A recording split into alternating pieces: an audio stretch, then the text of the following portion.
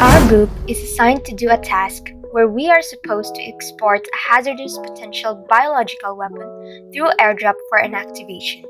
Our group, consisting of engineers from different fields, decided to collaborate on what to do in order to formulate a solution on how to avoid casualties while the weapon is being transported.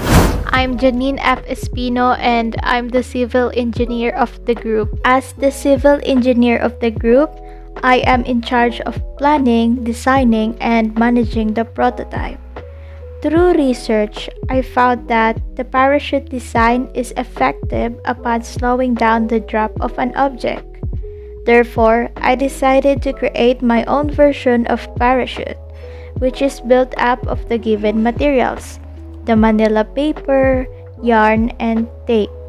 Making use of the only available materials was challenging for me, but I still tried to make sure that the structure will be strong enough to withstand the weight of the egg, and as well as for the parachute to successfully glide in the air. In order to prevent the potential biological weapon from breaking out of the container, the prototype's air resistance must be considered. Air resistance decelerates the speed of a falling object, which is affected by gravity.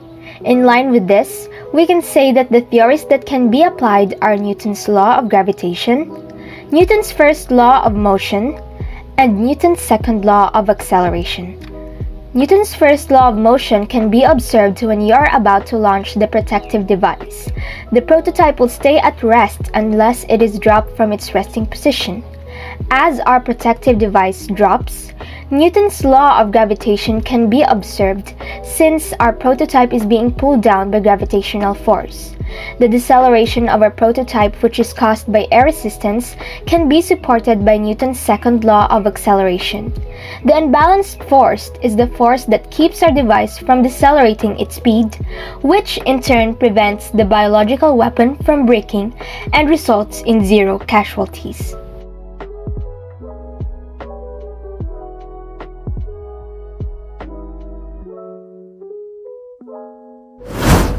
I am Ayesha MACULAS, and I am the material engineer of the group.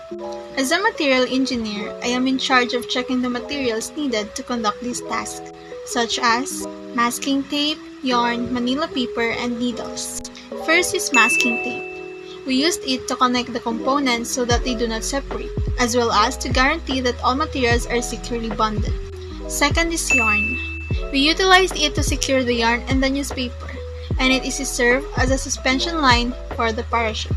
Third is manila paper. This will make the parachute to float. We used it to make the box that would hold the egg. It has a lower chance of tearing while transporting the egg. It was linked to the yarn in the box to serve as the parachute's wings. Lastly is needles. For it to become stronger and more firm, we attach a string to the canopy of the model so that if we drop the model, it won't detach easily. As a construction engineer, I was the one in charge of constructing our parachute. With the given limited resources, I decided to improvise our prototype from the civil engineer's design. Instead of 8 suspension lines from the design, I limited it to 4 instead. Moreover, the material that I mostly used in constructing is the manila paper, as it is lightweight, which serves as our canopy and gives form to the container of the prototype. I also used a needle in inserting the strings for the parachute so that it would be more secure and could prevent detachment from the canopy and the container. The tape that I used strengthens the paper so that it will not tear apart when inserting the needle and the string. I am BUYCO, and I have the role of the mechanical engineer. Our prototype container consists of a box that attaches to a canopy and protects the bioweapon on its way to the ground. The canopy helps reduce the rate of the fall, and the box is designed to create a balancing force to protect the bioweapon from external forces. This ensures that the bioweapon is shockproof and prevents it from touching the container until it hits the ground. I am Riki FERNANDEZ, and I am the aerospace engineer. As an aerospace engineer, I was the one in charge of launching our parachute. For the condition of the parachute success rate, we were tasked to complete 3 trials in which we determine the parachute's effectiveness. For the parachute's first trial, the biological weapon was successfully dropped off from an elevation of 1 meter from the floor.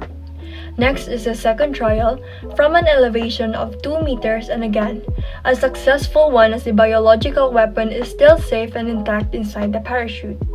And finally, from the highest possible point accessible by our aerospace engineer, with an elevation from the second floor.